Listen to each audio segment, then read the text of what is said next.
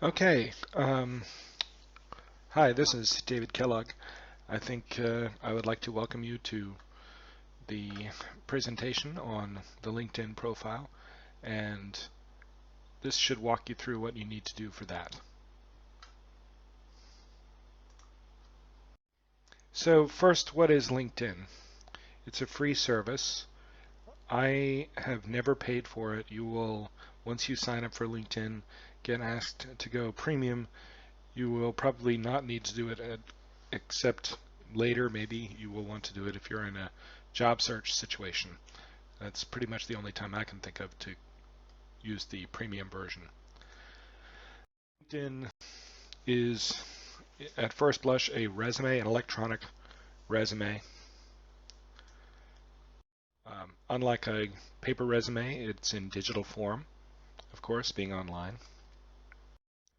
And because it's online, it has immediate accessibility.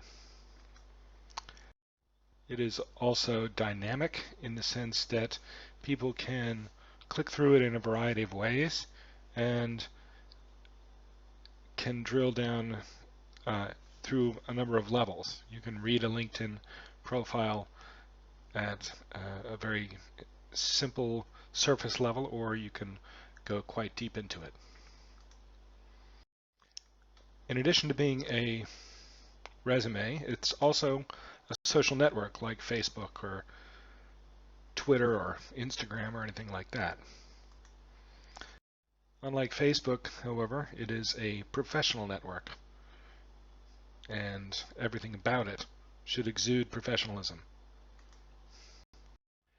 It's responsive in the sense that people will review your work and you can review the work of other people. I've written recommendations for students on LinkedIn, and students as well as others have written about my work on LinkedIn.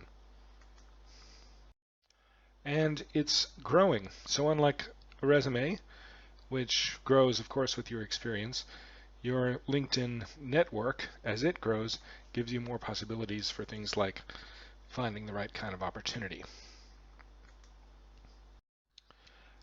What I'll call the top shelf of the LinkedIn profile has a few parts to it. It includes a photo of you that should be a recent and well-done photo of your face. It could also be a photo not of your face if you were interested in not having your face on there. That's perfectly fine. And you can adjust the privacy settings so that people who are not your connections never see your face in any event.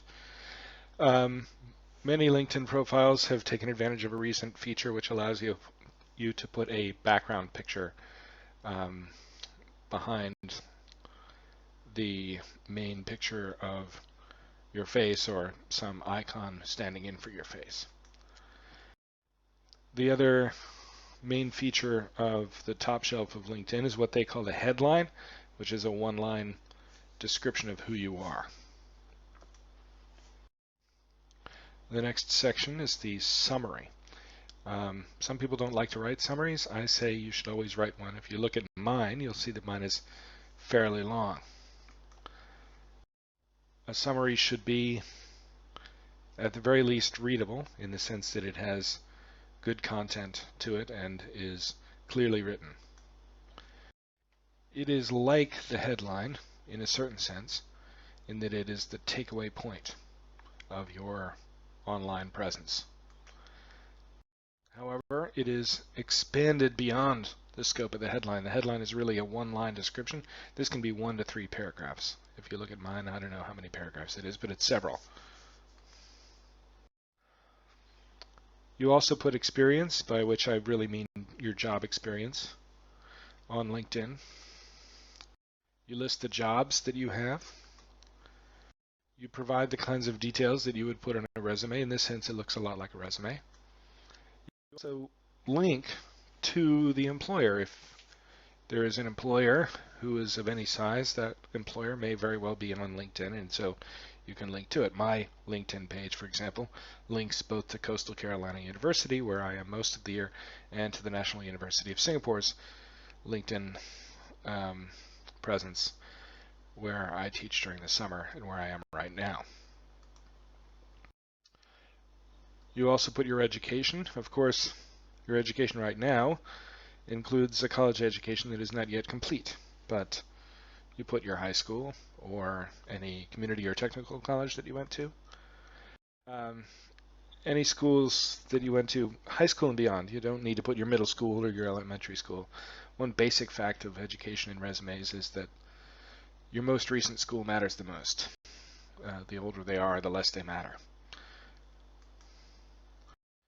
If you can, you put details.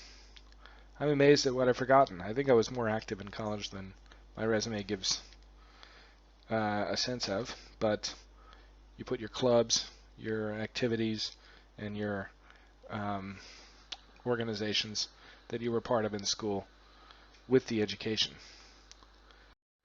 Some details that you might include should be certainly your major as well as your graduation date. And you put that in terms that LinkedIn will ask. They'll say, well, when are you going to graduate? And then it will format it for you. So in that sense, it's a little bit easier than a print resume.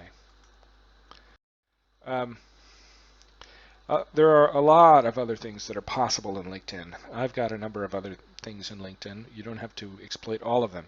All I really want is a good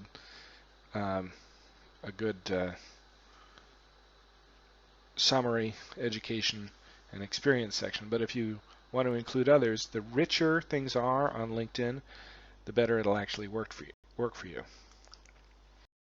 The most common things include volunteer activities that you're a part of, organizations that you belong to, and especially ones where you've served any leadership positions, any awards that you've won, including scholarships, and any languages other than English that you speak. Those are fairly common. You can also list publications if you have written anything that's been published. Projects includes, people usually think in project terms when they've been in a professional job for a while, but sometimes you might have a project that is associated with a job.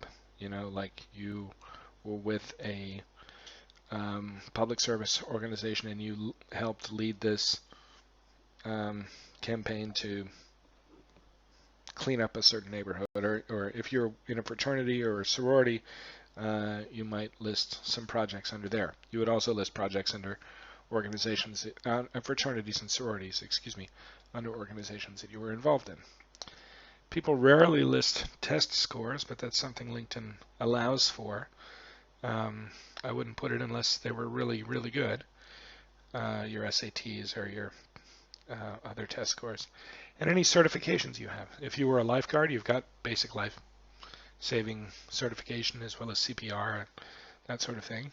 You might have various kinds of certifications in your career. If you're a PGM, if you're pursuing a PGM certificate, you can list that there, even if it's not fully completed yet. You can describe it in such a way that it will make that clear.